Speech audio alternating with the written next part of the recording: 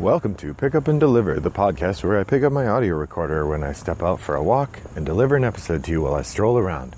I'm Brendan Riley.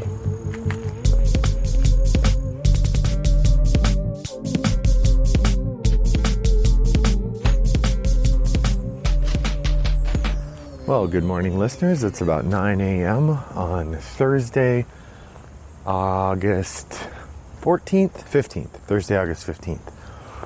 I'm taking a stroll in my neighborhood in the last day before I have to start going into campus regularly. And it's been a pleasant summer. I just got back from 2 days at a friend's cabin. My son had gotten invited to go up with my mom to hang out, in part because my daughter gets to travel a lot, so my mom kind of went out of her way to invite my son to the cabin, but he did not want to go unless one of us went. So we made room in the schedule and I went for a couple days. Turned out to be a very nice, relaxing journey, and I had a great time. I brought a few games with, not really expecting to get to play much. We didn't get to play any of the games I brought, which was fine. I had a nice chance to converse. The friend whose cabin it is, I've known her since I was a kid. She's a very good friend of my mom's, so I got to know her and her husband, and that was great. One of the things that he does that's a passion for him is he plays bridge a lot, and he has played a lot in the past and was excited to sort of show me the ropes of bridge. You know, he knew from my mom that I was an experienced game player, so he was interested to kind of show me how that worked. So it was interesting to get to experience the brand new gamer experience with a complicated game. It's something I don't have happened very often. I mean, sometimes I'll be taught a game or whatever, but usually I at least have a chance to learn a little about the game before we go in. And the reality is I knew quite a bit about bridge before I went in. I just didn't know the bidding part, which it turns out is a big chunk of the game, like a huge chunk of the game. In fact, bidding is the thing that makes bridge unusual. So I wanted to talk a little bit about the experience of trying to learn contract bridge in 2 sittings with just a cheat sheet. What I enjoyed about it, what I found a little interesting or unusual or confusing or difficult, and relate that to some other experiences I've had with games. So if you don't know bridge or aren't familiar with it, contract bridge is a game where you play in teams of 2 teams of 2, so 4 players, with a standard deck of playing cards. No jokers used, all the other cards are used. It's a trick-taking game, so each turn, the person who has the lead plays a card. The other players follow suit. They have to play in the same suit as the card they played. If they don't have the suit that was played, they may play another suit, including the trump suit for the hand, which trump suit beats any other suit. Otherwise, the highest card in the trick takes the suit. Once you actually get to the part where you're playing, it plays very much like every other trick-taking game, or many other trick-taking games. I've played plenty of 500, I've played Euchre. Both of those games function pretty similarly, except that in 500 and Euchre, there's some weird shenanigans with the jack cards. They become what are called bowers, and they change value depending on trump. Bridge doesn't have that. So in bridge, it's just the standard 13 cards in the suit in order with ace high through then king and so on down as the trump cards or the value cards. So what makes contract bridge interesting? The contract part comes from the idea that you are bidding how many tricks you think you can take, you and your partner, and you're making a contract to take those tricks.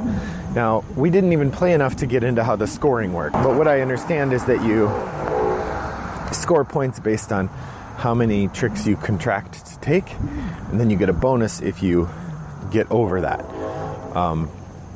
There is a contract you can take where you just win the whole game, but that's a pretty high contract and harder to do.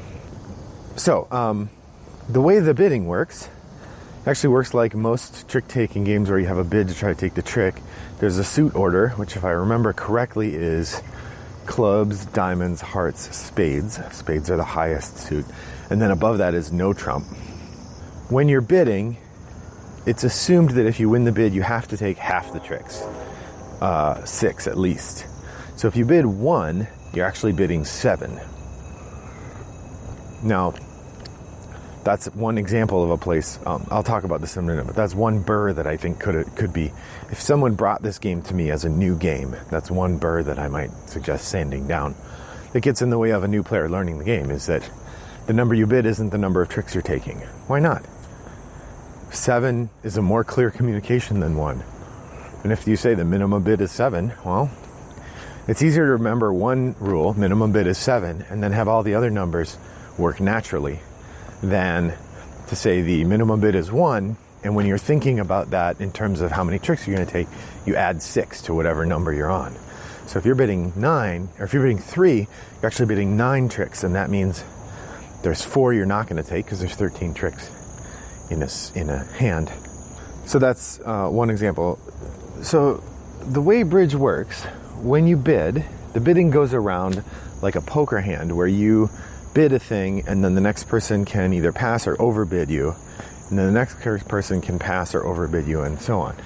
And the thing is, you may, unlike some games like poker, well, you can call or you can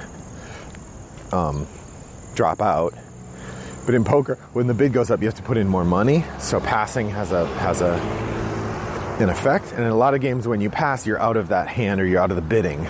In bridge, you're not. In bridge, you have to bid or you have to indicate pass or bid every time the cards go around. And you might not bid the first time the bids go around the table, and you might choose to bid the second.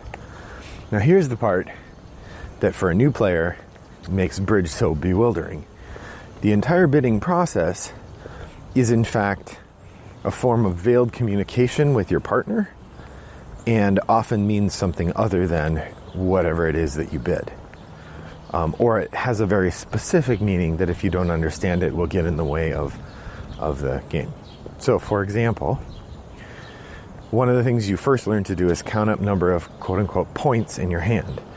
And you get 4 points for an ace, 3 points for a king, 2 points for a queen, 1 point for a jack. So you total up the number of points in your hand. If you don't have at least, and I'm remembering this without a cheat sheet here, so I could be wrong. If you don't have at least 13 points, you would not make an opening bid. So if you're the first person to bid and you don't have at least 13 points in your hand, you should pass. If you have 13 points and 5 cards in the suit, in your best suit, and it's one of the major suits, so hearts or spades, then you would bid that. You'd say 1 hearts. If you have 13 points in one of the minor suits, you would say 1 in that minor suit as well, as long as you still had 5 cards in there. I've already started to muddle the bidding, because the way the bidding works is then your partner would return a bid designed to help you understand what they have in their hand. If they pass, that indicates they don't even have 6 points to show you.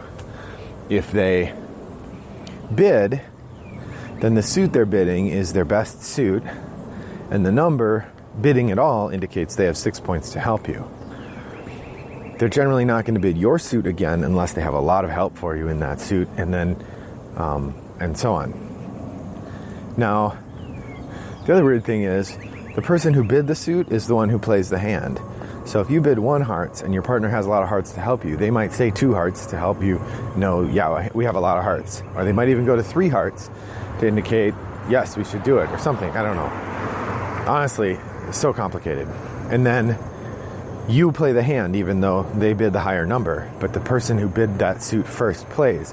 And the other side of the table, so your partner, if you win the bid by being the first one to bid a suit, and then your team wins whatever that final number is, your partner lays their hand out flat on the table, face up, and you play it. So you would lead, and then when it's their turn, you pick a card to put in, and if that card wins, then that dummy hand leads. But it's all public and open, so your opponents know exactly which cards the other player has, which makes for very strange and, frankly, really interesting trick-taking play. And I did fine on that. Once we got into actually playing the tricks, my years of playing euchre and 500 came back, and I held myself admirably. I made a mistake here or there, because because I'm not used to counting 13 cards in a trick, so I would lose track of whether all the trump were out or that sort of thing. But generally I did fine, if not very good for a new player kind of comments. But from the trick-taking game side of things, I wasn't a new player. I know how to play those games. It's the bidding that's complicated, and I literally don't know how scoring works at all. We played like maybe 10 hands altogether in 2 different sessions, because we were just trying to have me start to learn the bidding process. So we never even talked about scoring at all. I have no idea how you win. But I wanted to talk a little bit, having given you this explanation of the way the game works, I want to talk a little bit about some of the interesting things in the design there. So it's interesting to me to have a design where there is a thing you do, which is you bid on how many tricks you think your team can take. And that process has built into it a whole set of codes that have become so rigidified that they are common practice and expected. My understanding is, this is what the guy teaching me explained, when you make a bid in like real competitive bridge, one of the things the judge can ask you is what you believe to have been communicating through that bid and what your partner believes they were hearing. I'm reminded a little bit of sort of cheap table talk in other games that playing 500 or euchre, I had friends who we had sort of traditions. So the first time that you play a card that's not in the suit, if your partner is leading, you tell them the suit that you're strong in. So let's say I have a couple high, like I have an ace and king in diamonds. The first time I'm sluffing, I might throw a low diamond to tell them I'm good in diamonds. You could lead back diamonds if you want. That's something you sort of learn to watch for, but it's not an official rule, right? But if you're playing with someone who's good and they know that's kind of the tradition, they expect you to do that. Well, bridge, it feels like the tradition of what it means to bid something has become so codified that if you're playing with good players, not only is it expected, but it's kind of the rules that you do that. Which really makes me wonder if these codified rules are in fact the rules. Perhaps bidding isn't the right method to deliver these. I'm reminded a little bit, it's kind of a semi-public secret, because part of the idea is, unlike those other methods of table talk where your opponent will figure out something, or your partner will figure out something about your hand in a cheating way, in bridge, the process by which one bids has become so rigidified that it's expected that everybody understands what these codes mean, which then suggests, should it still be codes? It's a semi-public secret, I guess you could call it. I'm reminded a little of the 2 big things I want to talk about, other than just this interesting experience of trying out contract bridge. One of them is this idea of the semi-public secret, and also a sort of cheat that has become a rule. So the idea that these bidding techniques are actually codes for communicating information about your hand, it became such a big part of the game that it's now kind of codified that that's how the game would work. So what I'm reminded of is there was a scandal in one of the Olympic swimming contests, I want to say 2004, it could have been 2008, and it was enough of a scandal that I remember the name. There was this famous Olympic breaststroker from Japan named Kitajima, and he came off one of the walls and did a dolphin kick, the kick where you do 2 legs simultaneously. And that's not allowed, or wasn't allowed in breaststroke at the time. But apparently, the push off the wall is so hard to configure your legs so that you don't do that, and so that the arm pull, which shakes your body, doesn't kind of look like a kick. Eventually, they went through and made that kick legal. They codified the rule because people were doing it. Now it's illegal to do 2 of those kicks, but a second one is very obvious. The first one is not. Although we certainly have had conversations in the officials' meetings about watching for the swimmer who does that kick and then an undulation of their body makes it look like they've done a second. Be sure that we're seeing a second kick if we try to call that. that to me feels a little bit like this bridge bidding situation where people have ideas, people have come up with practices of how to play, and then the rules shift around those practices to make them the rules.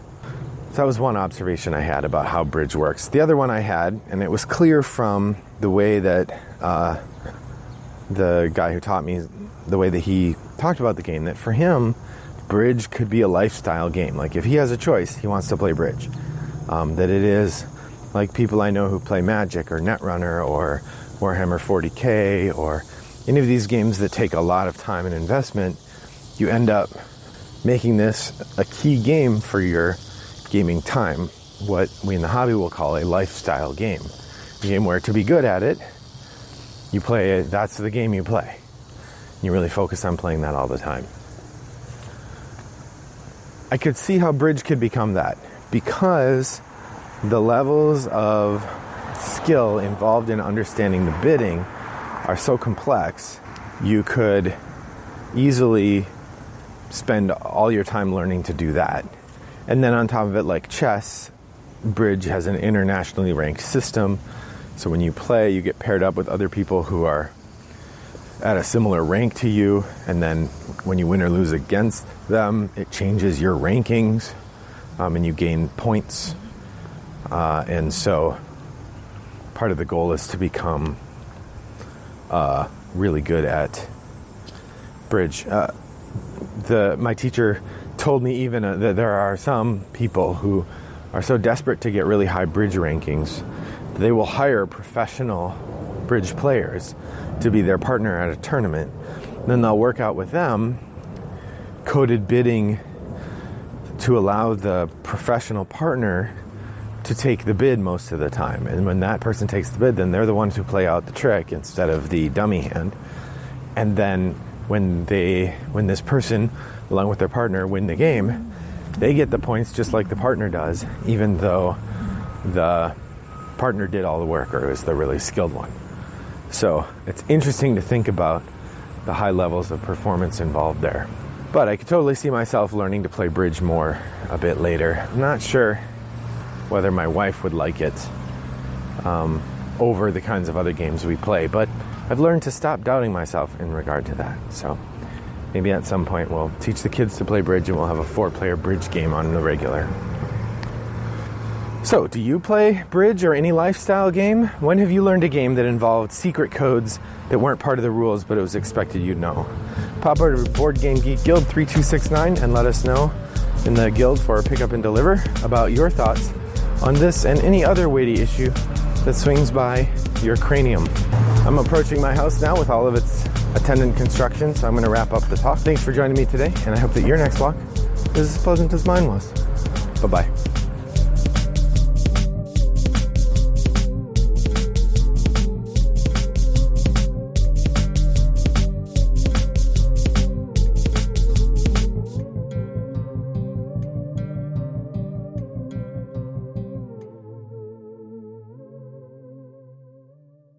Brought to you by Rattlebox Games.